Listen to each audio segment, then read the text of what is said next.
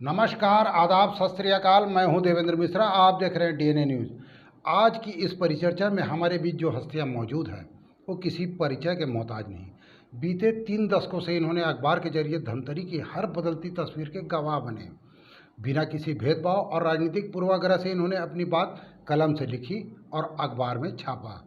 शून्य से शुरू होकर आज साहित्य की एक शक्ति बनने वाले ये दिग्गज शहर और समाज में अहम मुकाम रखते हैं, क्योंकि शायद ही कोई ऐसा मौका होगा जब इन्होंने धमतरी के हितों को छोड़कर कोई इतर समझौता किया हो। जी हाँ, सांध्य दैनिक प्रखर समाचार के प्रधान संपादक दीपक लाखोटिया, धमतरी एक्सप्रेस के प्रधान संपादक रंजीत छाबड़ा और जागरूक नागरिक मदन लुनावत। डीएनए में हम इन सभी मेहमानों का दिल से स्वागत करते हैं और चर्चा की शुरुआत करने चलते हैं अपने वर्चुअल स्टूडियो से नेचुरल स्टूडियो की ओर। यानी खुले कुदरती माहौल में बात होगी जनता की, शहर हित की और समस्याओं की। तो आइए।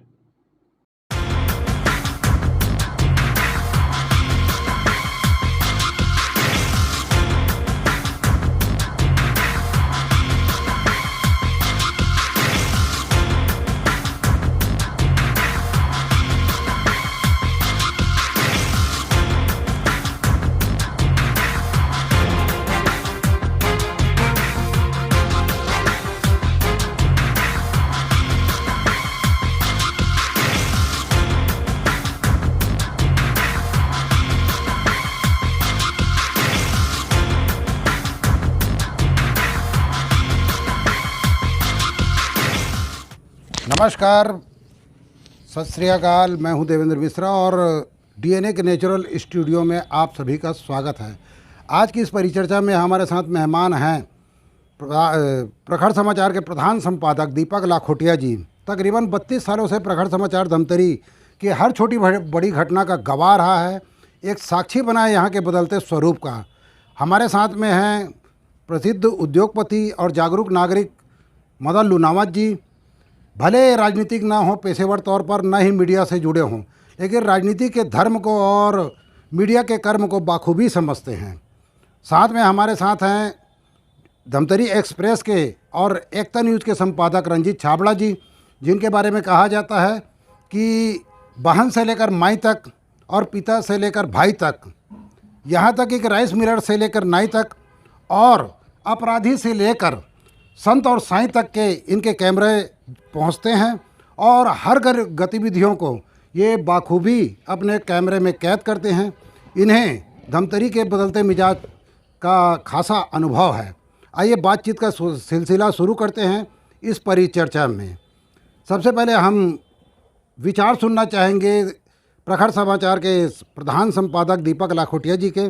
दीपक लाखोटिया जी, इस बदलते वक्त में धमतरी में कितने सामाजिक बदलाव हुए और कितने भौतिक बदलाव हुए हैं?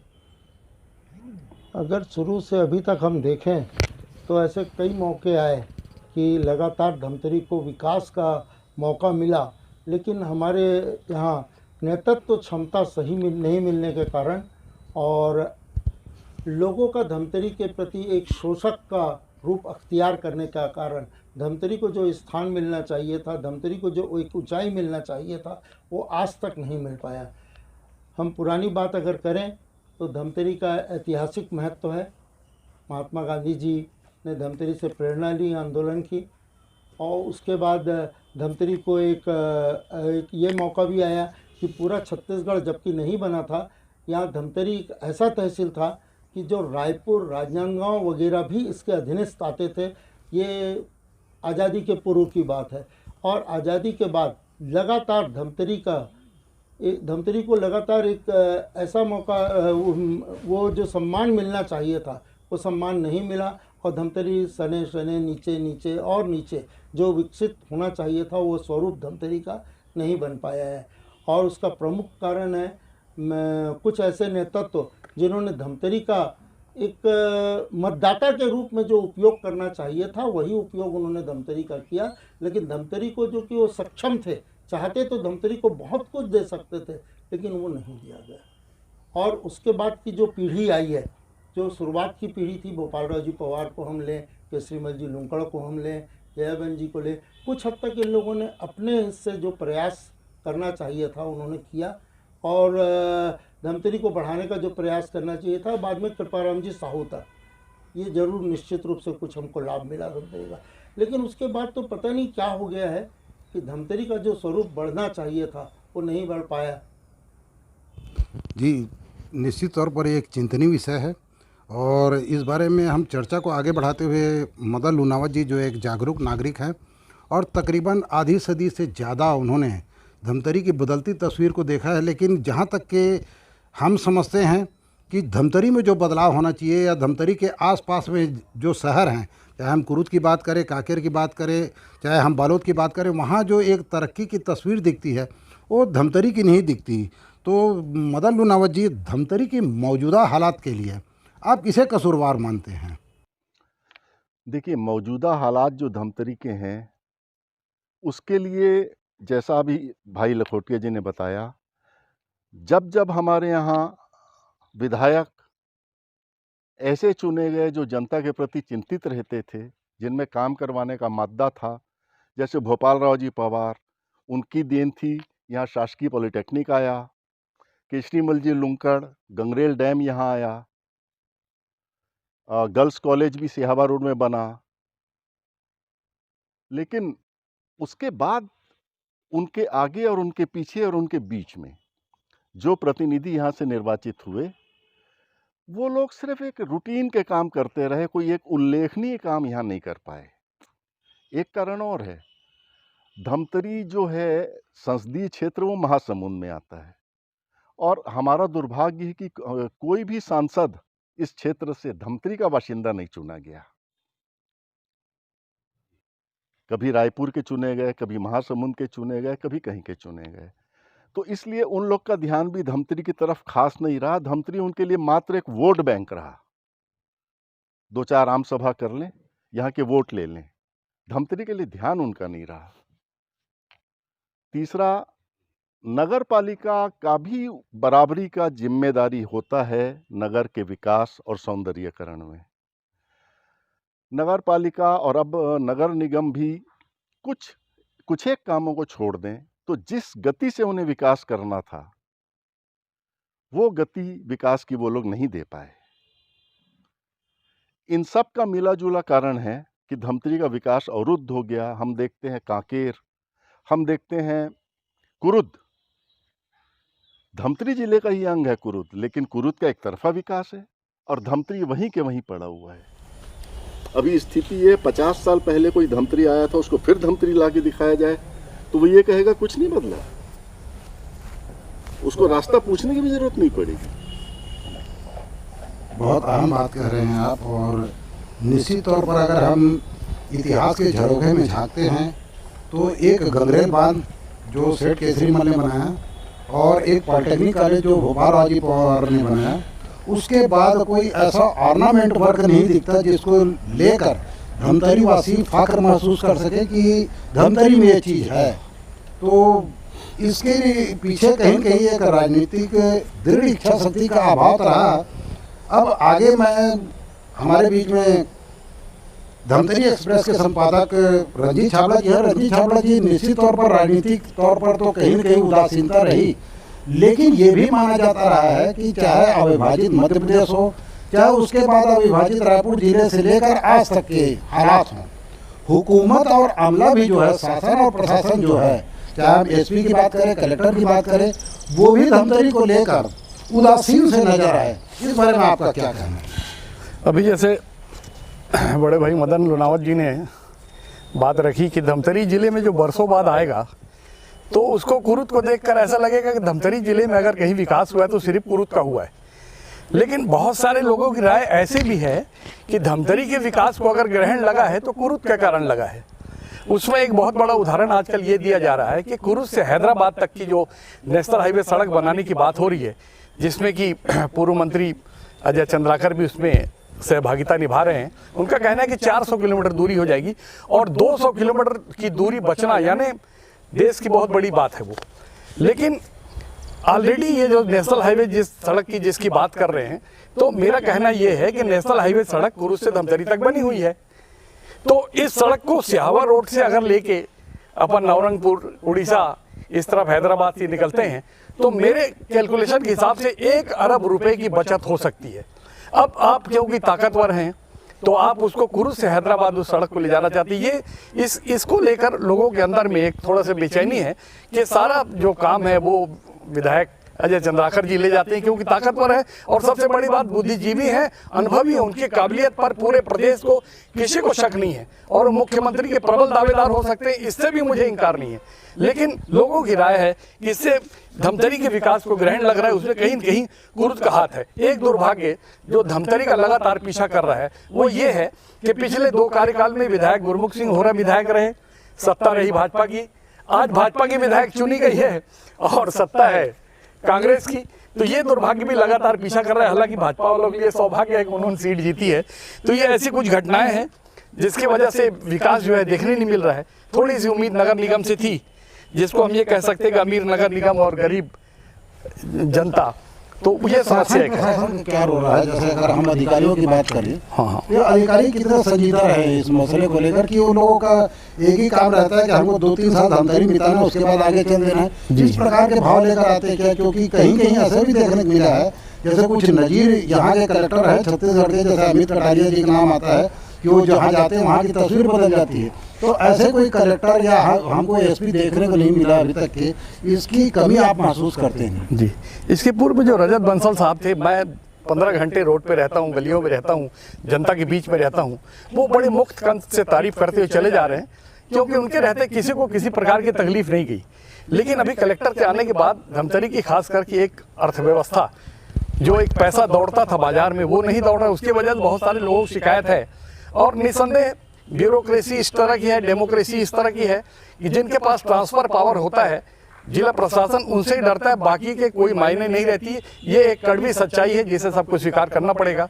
और आप समझ सकते हैं कि सत्ताधारी दल के सारे पे प्रशासन जो भी करना है अपने स्तर पे, वो ऐसा कोई काम नहीं कर रहा जिससे हम उनकी तारीफ कर सकें। दीपक भैया, एक जो सवाल है मेरा डीएनए के दर्शकों की तरफ से आया है और ख़ास तौर पर आप और मदन लुनावत जी से इस बारे में विचार जानने को कहा गया है कि धमतरी में एक राजनीतिक शून्यता है, या दूसरे मायने में कहें तो कहीं न कहीं धमतरी में भारतीय जनता पार्टी या कांग्रेस सत्ता दोनों के ही हाथ में खेलती है, जिसके कारण से विकास अवरुद्ध है। तीसरी शक्ति का यहाँ उदय न हो पाना, या हम कहें कि तीसरी शक्ति का यहाँ से नदारद होना भी एक कारण है, क्योंकि लोगों ने, राजनीतिज्ञों ने यह समझ लिया है कि भाजपा हारेगी तो हम जीतेंगे और हम हारे तो भाजपा जीतेगी। तो ये जो परिस्थिति है, ऐसे समय में कहीं न कहीं जो पिछला चुनाव है जिसमें आनंद पवार ने एक सशक्त एक हस्ताक्षर किया था तीसरी शक्ति बनने का, लेकिन वो भी असमय जो फिर पार्टी में चले गए। ये एक परंपरा चली आ रही है कि जैसे दयाराम साहू ने तीसरी शक्ति का एक आगाज किया लेकिन भाजपा में चले गए, आनंद पवार कांग्रेस में चले गए। तो कहीं न कहीं आपको इसकी कमी महसूस होती नहीं तीसरी शक्ति का? तीसरी शक्ति का प्रयास पूर्व में भी हुआ था, राम सेवक मिश्रा जी ने किया था, उसके पहले खरे साहब ने किया था। खरे साहब तो नगर निगम नगर पालिका के अध्यक्ष तक निर्वाचित हुए मुर्गा छाप से, और राम सेवक मिश्रा जी, क्योंकि उनका जो संगठन है राजनीतिक दल, वो मिल गया आपस में ऊपरी तौर पे। नहीं तो धमतरी में अगर हम कहेंगे नेतृत्व क्षमता अभी शून्यता देखने मिल रही है। नहीं तो एक समय था, अगर उदाहरण दें नत्थू जी जगताप का, और 130 साल पुरानी हमारी नगर पालिका है जिससे भय खाते थे अंग्रेज।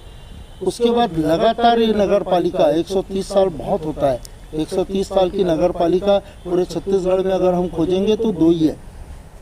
और धमतरी की नगर पालिका, जैसे लुनावत जी ने बोला, कि उसका बहुत कुछ दायित्व होता है नगर के एक स्वरूप का देने का, नगर के एक विस्तार को देने का। इसके बाद के लोगों ने कोई प्रयास विशेष रूप से नहीं किया, सिर्फ ये किया उन्होंने कि हमें समय काटना है, या जो सामान्य प्रक्रिया रहती है, दिनचर्या का काम रहता है, वो काम करते रहे। ये काम कुछ राजनीतिज्ञ लोगों ने भी किया, जैसे विद्याचरण जी शुक्ल तो धमतरी को एक खिलौना टाइप मानते थे। हमने अपने जीवन में कभी नहीं सुना कि रेलवे के सर्वे का उद्घाटन करवा दिया उन्होंने, एक मजाक था वो। लेकिन उस समय के लोग जो राजनीति में थे उन लोगों ने इसका विरोध नहीं किया, वो सर्वे आज तक के सर्वे ही रह गया। उसके बाद ये रेलवे स्टेशन का एक उद्घाटन हुआ तथाकथित, वो भी रह गया।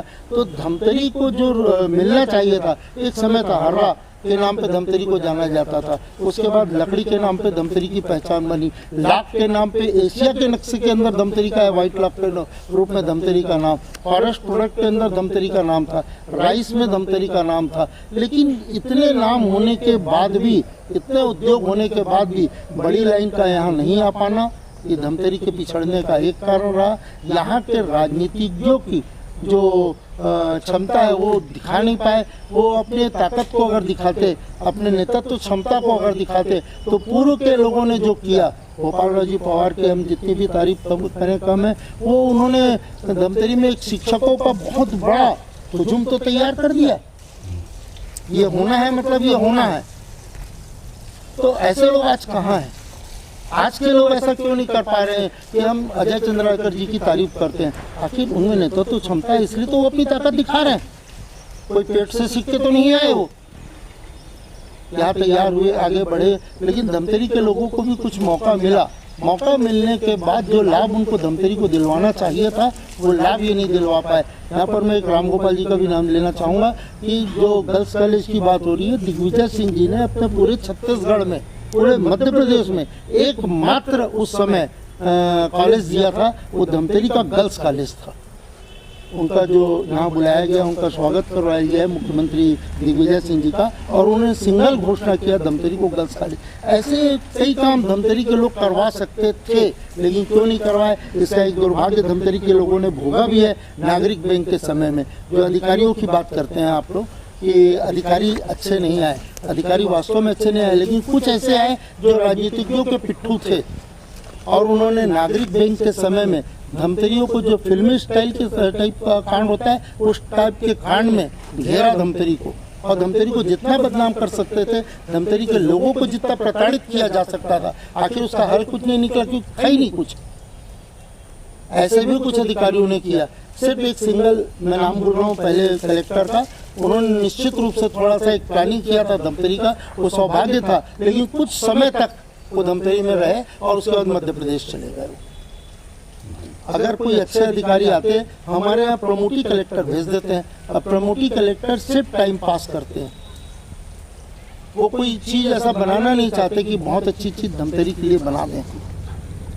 जबकि हमारे पास बहुत बड़ा है, महानदी का किनारा है, गंगरेल बांध है, वहाँ से धमतरी को जैसे 50 वर्ष के पानी की व्यवस्था ताराचंद जी हिंदुजा के कार्यकाल में वाटर ट्रीटमेंट का धमतरी को मिला, कि हम पेयजल के लिए तो आज बेफिक्र हैं कि पेयजल शुद्ध रूप से हमको अच्छा मिलेगा। ऐसे ही बहुत सारे काम नगर के लिए किए जा सकते थे, करना चाहिए, और इसके लिए अच्छे अधिकारी और जनप्रतिनिधि का होना बहुत आवश्यक है।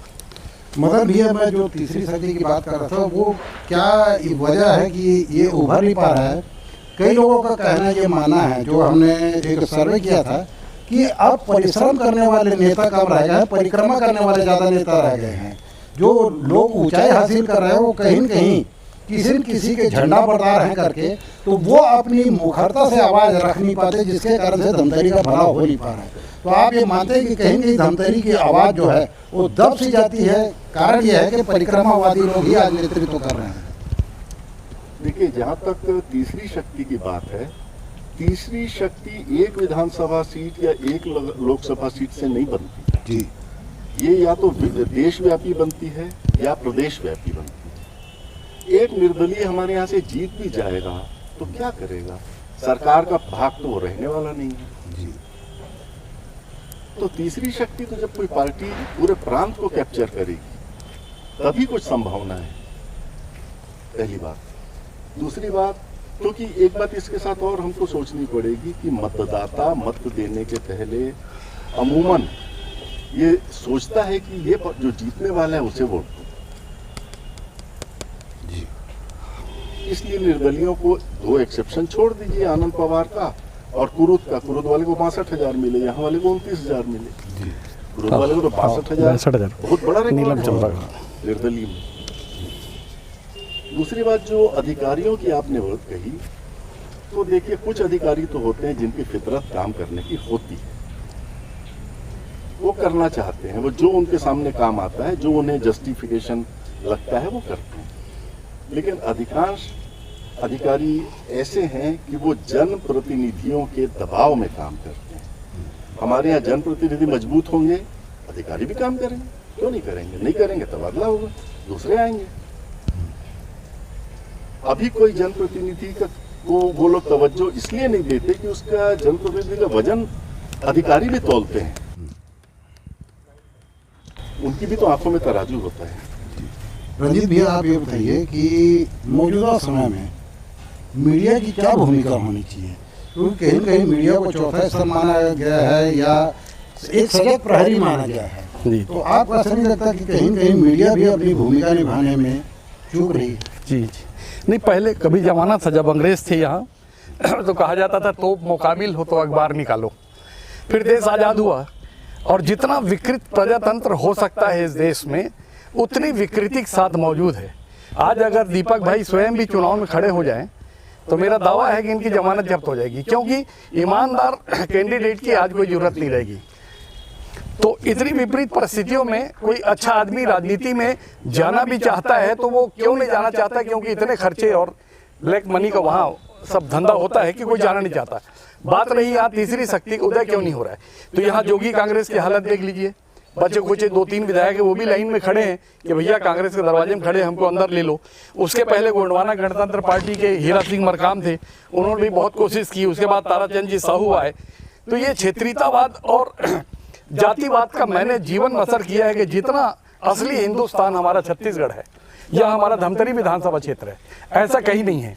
यही वजह है कि यहाँ चाहे गुजराती हो, पंजाबी हो, जैनी हो, यहाँ अनेकों बार उनको प्रतिनिधित्व मिला और ये हमारे लिए निस्संदेह गौरव की बात होनी चाहिए।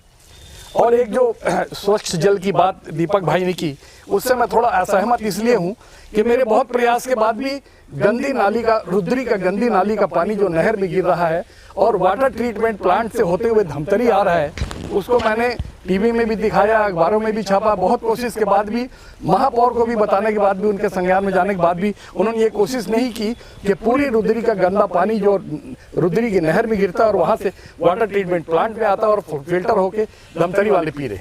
ये अगर बहुत सारे लोग वहाँ जाके देख लें हकीकत, तो इसकी सच्चाई पता लग सकती है। और यहाँ जो भ्रष्टाचार की यहाँ स्थिति है, 10.5 करोड़ का बायोडायर पार्क जो गंगरेल में बन रहा था, जिसके विकास की बात अभी मदन भाई भी कर रहे थे और दीपक भैया भी कर रहे थे।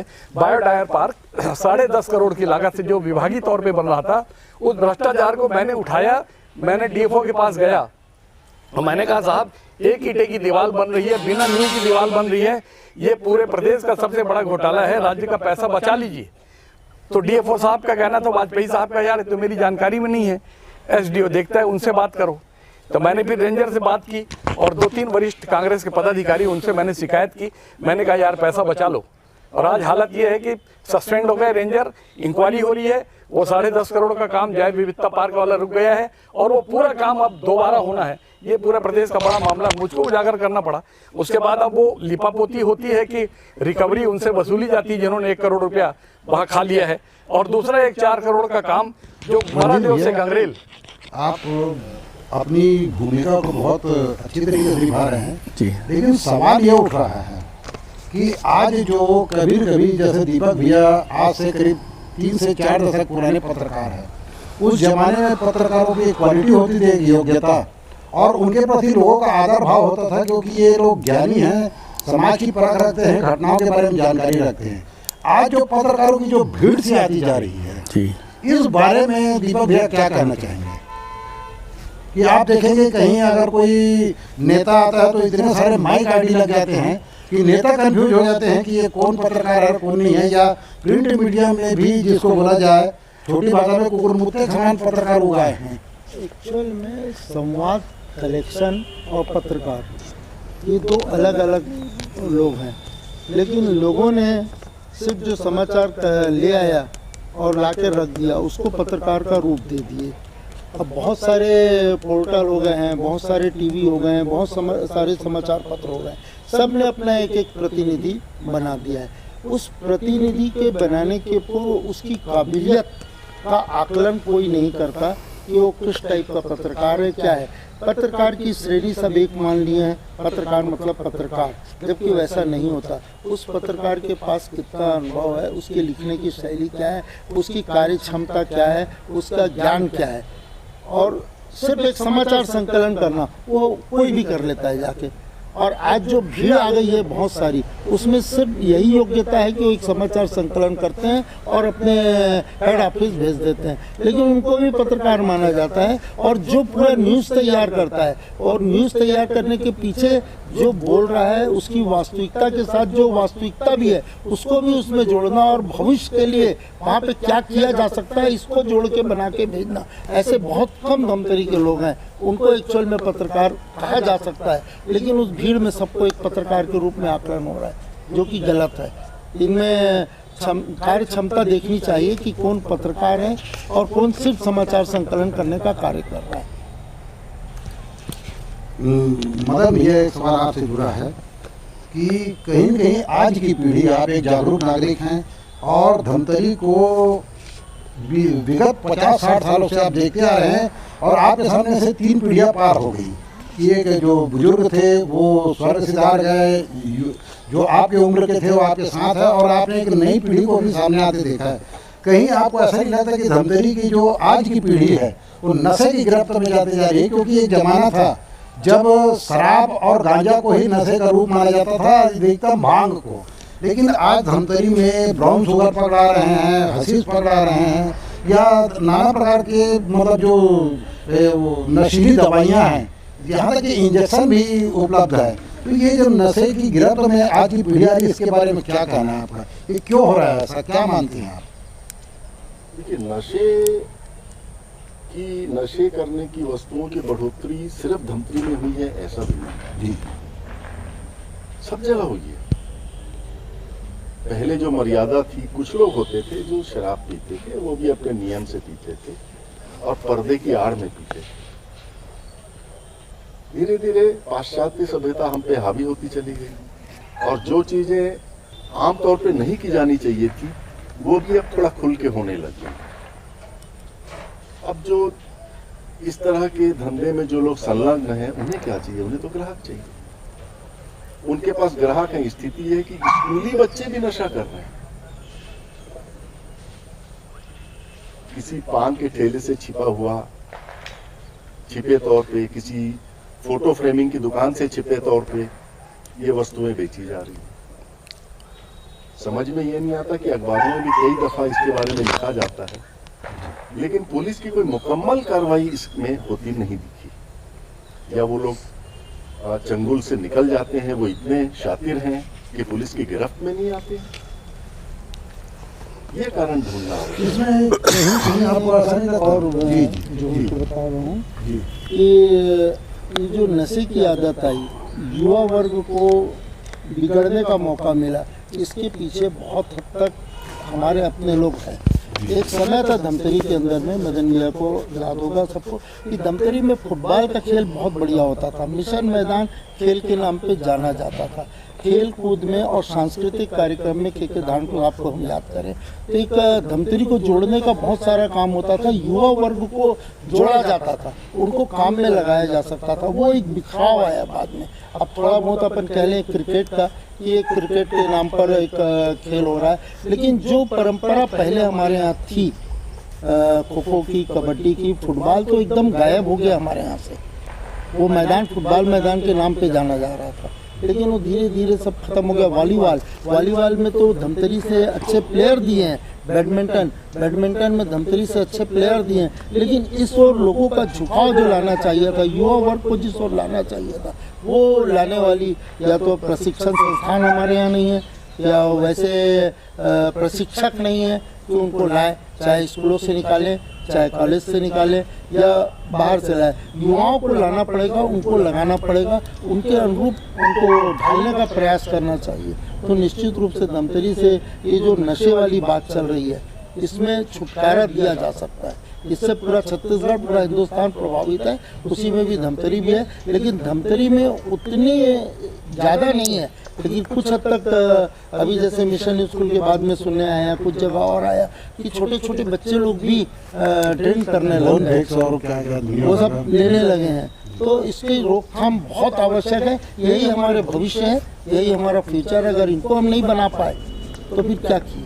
दीपक भैया, एक बात जो खास तौर पे देखा गया, जैसे नशे की बात चल रही है, तो इसको भी एक वजह माना गया कि आज कहीं न कहीं व्यावसायिकता की दौड़ में जो घर का मुखिया है वो घर के बच्चों को पर नियंत्रण नहीं कर पा रहा है, या वो ये देख नहीं पा रहा है कि मेरा बच्चा किस ओर जा रहा है, तो सिर्फ अपने व्यापार की ओर ध्यान दे रहा है। जो पारिवारिक एकता और जो आत्मीयता पहले के ज़माने में थी, जिसके कारण एक मुखिया जब घर में आए तो पूरे घर के लोग जो है वो अनुशासित हो जाते थे, आज वो चीज़ उस चीज़ की कमी महसूस की जा रही है। ये भी एक कारण है कहीं कहीं युवा पीढ़ी के गर्त में ये जाने का। बहुत बड़ा कारण है कि पहले हमारा संयुक्त परिवार होता था और उसके बाद वो परिवार धीरे धीरे सिंगल एकल पर उसमें रहने लगे, एक परिवार अलग होते गया, ये गया। लेकिन उसमें एक बहुत बड़ा कारण आया, जैसे मदन भैया ने बताया, पाश्चात्य संस्कृति।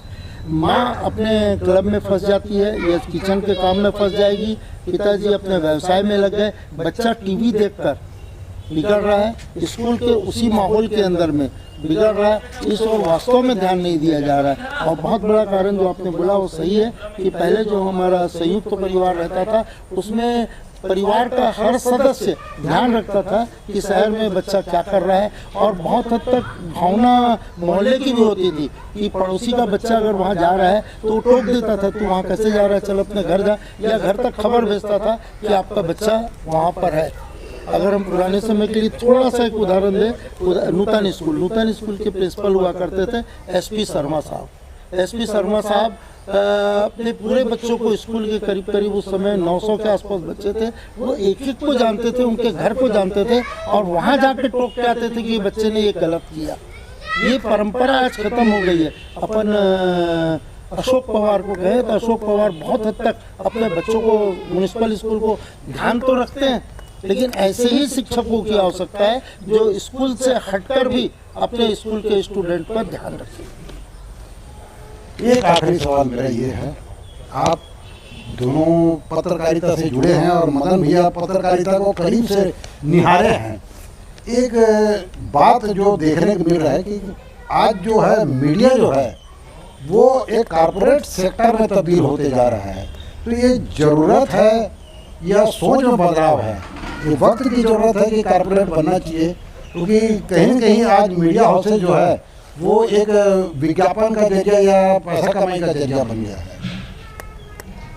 नहीं, ये बहुत हद तक जो बोल रहे हो सही है और इससे मैं भी प्रभावित हुआ हूँ कि मीडिया से जो जुड़ा व्यक्ति है, जब तक उसका अगर दूसरा व्यवसाय नहीं है तो आप मीडिया को ईमानदारी से चलाने में बहुत तकलीफ़ों का सामना करना पड़ता है।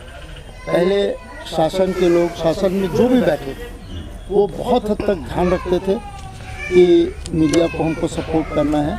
राजनीतिज्ञ, अधिकारी, क्षेत्र के उद्योगपति भी ये ध्यान रखते थे हमारे यहाँ ये मीडिया है और इसका ध्यान रखना है, मीडिया से जुड़े हुए लोग हैं और इनको ध्यान दें, और उस बहाने चल जाते थे। लेकिन वो धीरे धीरे ये परंपरा ख़त्म होती चली गई। राजनीतिज्ञ मीडिया का उपयोग करने लगे, उपभोग भी करने लगे और उसका उपयोग भी करने लगे। इस टाइप से उपयोग करने लगे, अगर ये मेरा सपोर्ट कर रहा है तो मैं इसको विज्ञापन दूंगा, अन्यथा मैं इसको नहीं दूंगा। तो एक दुविधा ये आई। शासन के लोग में भी जो बैठने लगे उनका भी ध्यान बहुत हद तक ये जाने लगा कि जो हमको सपोर्ट कर रहा है उसको दें, और उसमें कम हो गए। अगर आपके पास में जो भी मीडिया जगत से जुड़ा हुआ है उसके पास अगर साइट का कोई बिजनेस नहीं है तो उसको बहुत कठिनाई जा रही है अपने पेपर को संचालित करने में आज के समय में। इसलिए हम कह सकते हैं कि कॉर्पोरेट घराने से जो जुड़ के चला रहा है वो सही कर रहा है। भविष्य में दिक्कत जाने वाली है मीडिया में। तो इस परिचर्चा को हम यही देते हैं ब्रेक। वक्त की कमी है।